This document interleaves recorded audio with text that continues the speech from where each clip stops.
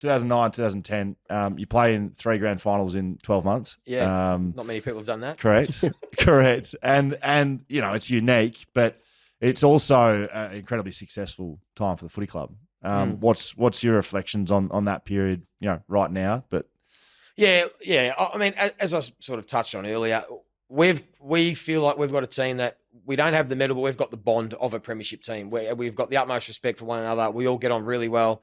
We still catch up once a year. We do a prelim week. Can't do the grand final reunion. So we do prelim week, but we all get together a prelim week and catch up, and we all get on great. So, I mean, look, of course it's disappointing you don't have the medal. But at the end of the day, and we've sort of spoken about this, I mean, there are a lot of players that have a premiership medal that, might not have the same sort of relationships and friendships and bonds with their teammates, So that's probably as is important to me as having, displaying the medal and having it on the CV is that we've actually got a bond as a group that will last us a lifetime.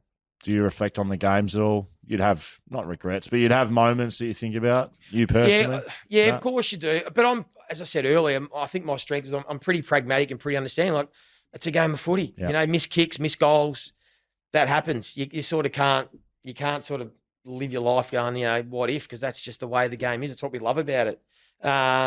We probably the hardest part was the 2009 grand final against Geelong when you look back at it.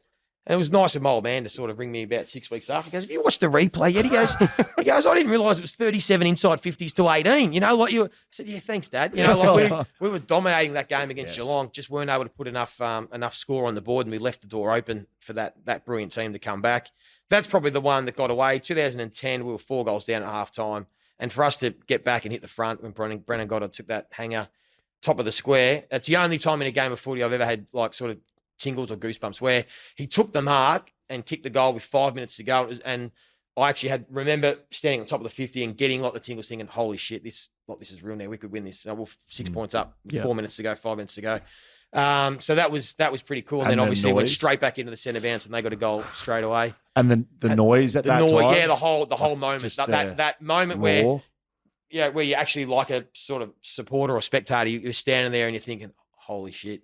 If you're a footy nuffy, so I'm a footy nuffy, and I tell a few sporty stories and put a lot of mayonnaise on them. But in a grand final, I've lost one, but there's a few moments like that where like I've had like it's like an out of body experience. It's like I was wrapping my house in streamers, blue and white Geelong streamers as a kid, and now I'm like in the middle of the MCG and.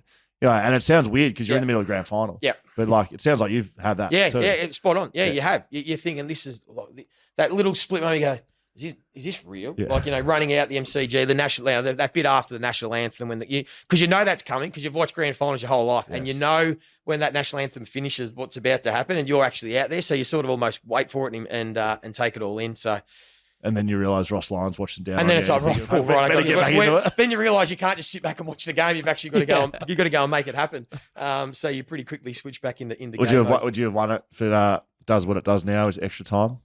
Nah, I see again. I don't buy into that because I'm the pragmatic type that goes. The ball goes back to the middle, and it's a ball up, and one team's winning that clearance, and from there the game plays on. So I don't buy in or subscribe to, we had the momentum and we would have won it in extra time because still got to win it. You still got to win it, and I understand how it works. But it's ironic that those grand finals, and this sounds now like a bit of like a woe St Kilda, poor us sort of thing, but in 2009, the grand final, Tom Hawkins kicked the goal and he hit the post, massive deflection. Yes, umpire missed it, called it a goal. So the year after was when the AFL said, hey, we can't have this happen in a grand final. We can't have a grand final decided by an incorrect goal review. Let's bring in the goal review system. We're like, okay, 12 months too late. And then the following year was the draw and no extra time. Had to come back the next week. We had 7 or 8 blokes that were shot. Mentally, we were shot because we put everything into it and we were no good the following week. Then a few years later, we can't have a replay. That's unfair. Let's make it extra time. So we're like, oh, well, thanks for that. Extra time would have been handy a couple of years earlier. So so we're probably on the end of a bit of bad luck. Did you when that siren goes, are you like, fuck, we got to replay this? Does that message come up at all? No, because we'd never spoken about it. Yeah. So even for me, who was a footy head, I had this split second where we had the moment of like, oh, and then it was like, oh, what happens now? And what happened was, because must have been psychological, both teams really quickly sort of ran into their huddles to get together. So Collingwood did it and then we did it. And there was a part of me thinking, oh, we might we might play extra We're time playing here. it. Even though I knew that it wasn't extra time, I was thinking to myself, maybe they'll change it and let's just play extra time now. So that was my first thought. So you sort of run into the huddle, and then very quickly Andrew Demetrio came out in the field, and the captains went over, and it came back and said, no, you're playing again the next week. It was just a bizarre, like nothing feeling. Like you've put your heart and soul. You get told it's your last game, put it all out there. This is it. And then it's an empty feeling. And what was bizarre about our grand final was for some reason the change rooms got flooded at halftime. So while the game was on, all of our bags and everything got moved to the other side of the ground, to the Auskick change rooms on the southern stand side of the MCG. So we had to walk over to these other rooms that weren't even ours. Didn't know where our bags were. Half of our parents were in the rooms, half weren't.